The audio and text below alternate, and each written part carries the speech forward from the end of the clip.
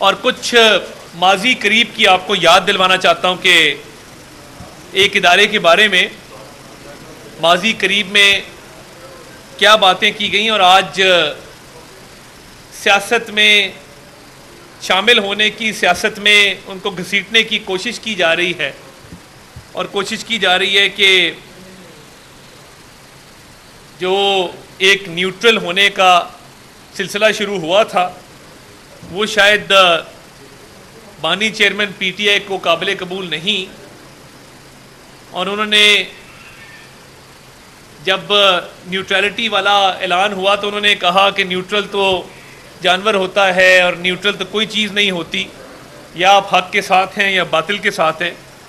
مگر آج یکدم مذاکرات کی پیشکش کرنا اور کہنا کہ فوج نمائندہ مقرر کرے،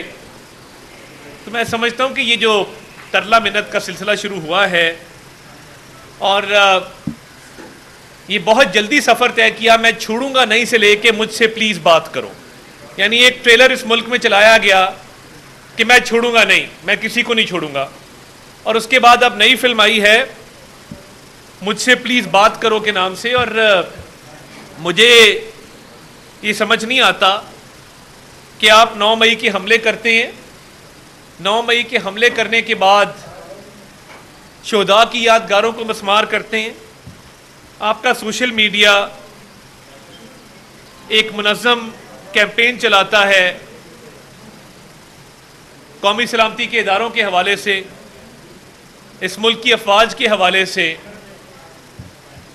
اور آپ اس ملک کے امن کے لیے ایک خطرہ پیدا کرتے ہیں، اس ملک کی سلامتی کے لیے خطرہ پیدا کرتے ہیں۔ جب آپ کا دل کرتا ہے آپ IMF کو خط لکھ دیتے ہیں اور ملک کو ڈیفالٹ کرنے کی کوشش کرتے ہیں، جب آپ کا دل کرتا ہے آپ سائفر لہراتے ہیں اور ملک کی فورن پالیسی کو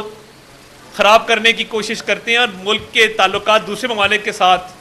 ان کو خراب کرنے کی کوشش کرتے ہیں اور جھوٹا بیانیہ گھڑتے ہیں، اور آپ کی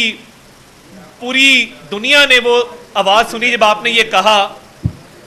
کہ ہم نے اس کے ساتھ کھیلنا ہے، اس کے ساتھ کھلواڑ کرنا ہے، سائفر کے ساتھ اس کو سیاسی مقاصد کے لیے استعمال کرنا ہے۔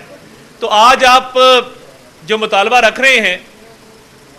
کہ پہلے چھوڑوں گا نہیں اب پلیز مجھ سے بات کر لو، تو اس سے ثابت یہ ہوا کہ جب ادارہ نیوٹرل ہوا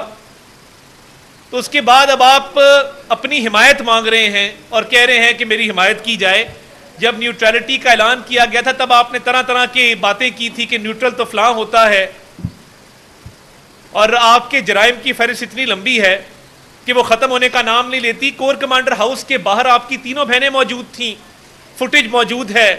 آپ سی سی ٹی وی کی بات کرتے، سی سی ٹی وی میں سب کچھ آیا ہے کہ آپ کا بھانجا باہر کھڑا تھا، آپ کی بہنیں باہر کھڑی تھی، آپ کے پارٹی کے رہنما کھڑے تھے، آپ کی پارٹی نے باقاعدہ طور پہ ایک اجلاس کیا جس میں شفقت محمود صاحب نے اور شمسام بخاری صاحب نے اختلاف رائے کیا کہ ہم نے کور کمانڈر ہاؤس نہیں جانا، ہم نے فوجی تنصیبات پہ حملے نہیں کرنے، ہم نے چاگی کا پہاڑ نہیں جلانا، ہم نے کیپٹن کرنل شیر خان کے مجسمے کو مسمار نہیں کرنا، ہم نے شہداء کی یادگاروں کے ساتھ بے حرمتی نہیں کرنی۔ مگر آپ کی پارٹی کے لوگ یہ کہتے رہے کہ خان نہیں تو پاکستان نہیں، اپنے اپنے اہداف پر پہنچو، حملہ کرو، جلاؤ گھیراؤ کرو، اور یہ سیاست میں آپ کا وتیرہ رہا ہے۔ وہ پی ٹی وی کا حملہ ہو، وہ ایس ایس پی عصمت اللہ جنیجو پر آپ نے حملہ کیا، آپ نے آگ لگائی، قبریں کھودی، اسی پارلیمنٹ کی گیٹ کو توڑا، تو آج جو آپ کہہ رہے ہیں کہ نمائندہ مقرر کیا جائے آپ سے بات چیت کرنے کے لیے، آپ کی سمجھ نہیں آتی ہے کہ کبھی گریبان پکڑ لیتے ہیں، کبھی پیر پکڑ لیتے ہیں، یہ یکدم سفر کیسے طے ہوتا ہے؟ اور دیکھیے اس ملک کی سلامتی کے اوپر کوئی کمپرومائز نہیں ہے، آپ اس ملک کے لیے ایک سیکیورٹی رسک ہیں، اور آپ کی جو ماضی میں آپ نے جو معاملات کیے وہ فورن پالیسی کے معاملات ہوں، وہ 9 مئی کے حملے ہوں، وہ سائفر ہو، وہ IMF کو خط لکھنا ہو، وہ یہ کہنا ہو کہ خدا نہ خواستہ یہ ملک نہیں رہے گا اگر میں اقتدار میں نہ رہا، آپ کے لوگوں کا یہ کہنا خان نہیں تو پاکستان نہیں، تو میں یہ سمجھتا ہوں کہ یہ جو فوج کے ادارے کو سیاست میں ملوث کرنا چاہتے ہیں یہ ان کی ایک نئی سازش ہے، ایک نئی کہانی گھڑی گئی ہے جیل کے اندر سے کہ ایک دن اپنی ویب سائٹس پہ فوج کے خلاف منظم پروپیگنڈا کرتے، اور اس کی ایک وجہ یہ بھی ہے، یہ جو آپ کہہ رہے ہیں کہ نمائندہ مقرر کرے میرے سے بات چیت کرنے کے لیے، ان کو پتہ ہے کہ ان کا جو سوشل میڈیا سیل پکڑا گیا ہے اس کے تانے بانے ملک دشمنوں سے ملتے ہیں، اور انہوں نے اس بات کو پریمپٹ کرنے کی کوشش کی ہے کہ رؤوف حسن اور جو وہاں پہ تمام لوگ ایک ملک دشمن ایجنڈے کے تحت ایک سوشل میڈیا سیل چلا رہے تھے اور ملک دشمن حکومتوں سے ان کے رابطے تھے، تحقیقات ہوں گی، تمام چیزیں سامنے آ جائیں گی۔ ان کو پتہ ہے کہ وہاں پہ جن قوتوں سے ان کے رابطے تھے اور یہ ان رابطوں کے ذریعے ملک دشمن پالیسیاں بنا رہے تھے، سوشل میڈیا کے اوپر ملک کے امن سلامتی کو نقصان پہنچانا چاہ رہے تھے۔ پہلے آپ دہشت گردوں کو واپس لے کر آئے، ان کو بسایا خیبر پختونخوا میں، آج وہاں کے حالات خراب ہیں۔ آپ کی 11 سال سے حکومت ہے خیبر پختونخوا کے اندر، آپ کی حکومت نے کاؤنٹر ٹیررزم کے لیے کیا کیا؟ نیشنل ایکشن پلان کے ذریعے کیا کیا؟ کاؤنٹر ٹیررزم ڈپارٹمنٹ کیوں نہیں کھڑا کیا؟ وہاں پہ امن کے قیام کے لیے آپ نے کیا اقدامات کیے؟ دہشت گردوں کو آپ بسائیں، IMF کو لیٹر آپ لکھیں، سائفر کے ساتھ آپ کھیلیں، 9 مئی کے حملے آپ کریں، شہداء کی یادگاروں کو آپ مسمار کریں، آپ سوشل میڈیا سیل چلائیں جو ملک دشمن ایجنڈے پر کاربند ہو، اور اب آپ کہہ رہے ہیں کہ مجھ سے پلیز بات کرو۔ تو یہ جو ہر بات پہ ایک یو ٹرن ہے، اور ان کو یہ بات قابل قبول ہی نہیں تھی کہ ادارہ نیوٹرل ہو گیا، اس لیے اب یہ کوشش کی جا رہی ہے کہ فوج کے ادارے کو اپنے سیاسی مفادات کے لیے سیاست میں ملوث کیا جائے۔ تو یہ کس طرح کی سیاست ہے اور یہ کس طرح کی منافقت ہے؟ آپ نے آج تک اس ملک کی معیشت کے لیے کیا کیا؟ 2018 میں جو ہستہ بستہ پاکستان ہم چھوڑ کے گئے تھے، میاں شہباز شریف نے آ کے پھر ملک کو ڈیفالٹ سے بچایا۔ آپ رہ جاتے تو یہ ملک ڈیفالٹ ہو جاتا، ڈیفالٹ سے بچایا، اور آج بھی معاشی اصلاحات کے ایجنڈے پہ کاربند ہے انشاءاللہ تعالیٰ اس ملک کو۔ کل آپ نے دیکھا کہ فچ کی ریٹنگز میں ہمیں CCC+ ملا، کل پالیسی ریٹ کم ہوا ہے، معیشت کے حوالے سے اچھی خبریں آنا شروع ہوئی ہیں۔ آپ کی جو ایکسپورٹس ہیں ان میں $3 ارب کا اضافہ ہوا ہے، $3 ارب کا۔ تو یہ تمام تر اشاریے جو ہیں یہ بتا رہے ہیں کہ معیشت میں بہتری آ رہی ہے اور حالات بہتری کی طرف جا رہے ہیں۔ یہ دیکھتے ہوئے اور اپنے ملک دشمن ایجنڈے کو دیکھتے ہوئے کہا جا رہا ہے کہ مجھ سے پلیز بات کر لو۔ تو یہ ان کے دور معیار ہیں، منافقانہ سیاست ہے کہ 9 مئی کا اعتراف بھی کرتے ہیں کہ میں نے کہا تھا GHQ جاؤ اور احتجاج کرو، اور یہ 2 دفعہ اعتراف ہوا۔ اور پولی گراف ٹیسٹ سے کیوں بھاگتے ہیں؟ پولی گراف ٹیسٹ جو لینے سے انکار کیا گیا اس لیے کیا گیا کہ اس میں سچ ثابت ہو جائے گا کہ 9 مئی کے حملے آپ اس کے منصوبہ ساز تھے، آپ کی وہ منصوبہ بندی تھی اور ایک منظم سازش کے تحت آپ نے 9 مئی کے حملے کروائے تھے۔ اس میں کوئی شک و شبہ نہیں ہے۔ آپ کے پارٹی کے لوگ دیکھے جا سکتے ہیں، آپ کے خاندان کے افراد دیکھے جا سکتے ہیں، آپ کی پوری پارٹی کی پلاننگ دیکھی جا سکتی ہے، اور اس پلاننگ کے پیچھے آپ کی ذہنیت تھی جو آپ نے ملکی قومی سلامتی کے اداروں کے خلاف ذہن سازی کی۔ زہر جو ہے وہ گھولا نوجوان نسل کے ذہنوں میں، باہر بیٹھے پاکستانیوں کو تشدد پہ اکسایا، اور اس کے بعد آج کہہ رہے ہیں پلیز مجھ سے بات کرو۔ تو یہ اینٹی کلائمیکس ہے اس فلم کا جس کا عنوان تھا میں کسی کو چھوڑوں گا نہیں،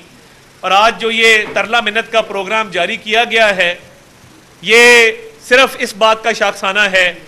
کہ آپ کا ایک سیل پکڑا گیا ہے اور اس میں شواہد موجود ہیں، اور انشاءاللہ تعالیٰ بہت جلد وہ قوم کے سامنے آئیں گے۔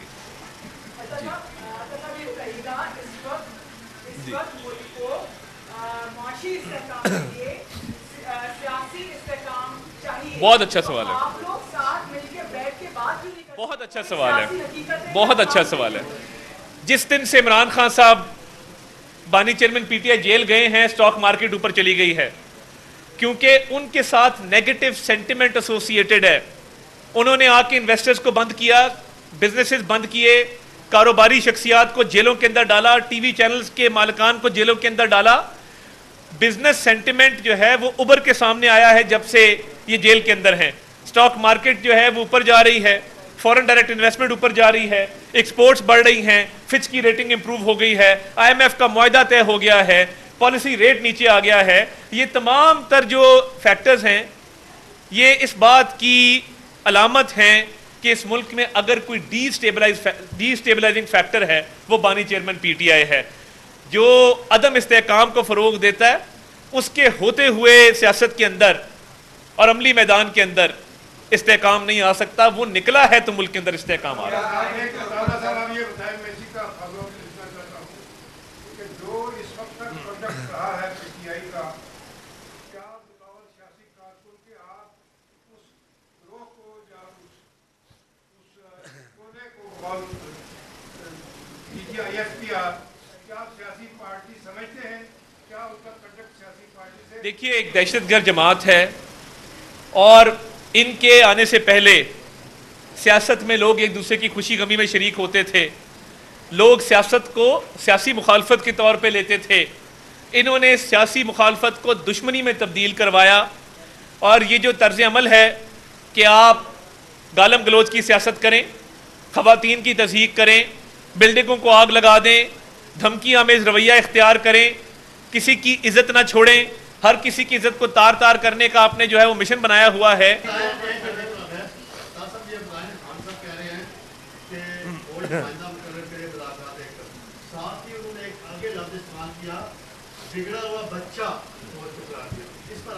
اگر کوئی بگڑا ہوا بچہ ہے تو وہ خان صاحب ہیں، جو لوڈو ہارتے ہوئے لوڈو الٹا دیتے ہیں، جو کبھی مشکل آئے تو رونا شروع کر دیتے ہیں، جب ان کی جماعت پہ کوئی مشکل آئے تو وہ اس طرح کہتے ہیں جس طرح ظلم کے پہاڑ ٹوٹ گئے. جب رانا ثناء اللہ کی گاڑی میں ہیروئن ڈلوائی جا رہی تھی تب بگڑا ہوا بچہ کون تھا؟ جب کہہ رہا تھا کہ میں مونچھوں سے پکڑ کے مجھے اس کی شکل پسند نہیں میں بند کر دوں گا تب بگڑا ہوا بچہ کون تھا؟ جب مریم نواز شریف کو والد کے سامنے گرفتار کروایا گیا باپ کو اذیت دینے کے لیے تب بگڑا ہوا بچہ کون تھا؟ جب شہباز شریف کی والدہ کی میت پڑی تھی اور جج کہہ رہا تھا میں نے جرح کرنی ہے تب بگڑا ہوا بچہ کون تھا؟ جب منہ پہ ہاتھ پھیر کے کہہ رہا تھا میں اے سی اتار دوں گا تب بگڑا ہوا بچہ کون تھا؟ جب کہتا تھا کہ میں گھر کا کھانا نہیں جانے دوں گا، دوائیاں بند کر دوں گا تب بگڑا ہوا بچہ کون تھا؟ یہ بات یاد رکھنی چاہیے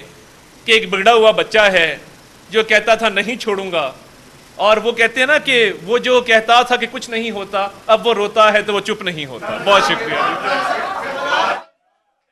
وفاقی وزیر اطلاعات و نشریات عطا اللہ تارڑ اسلام آباد میں میڈیا سے گفتگو کر رہے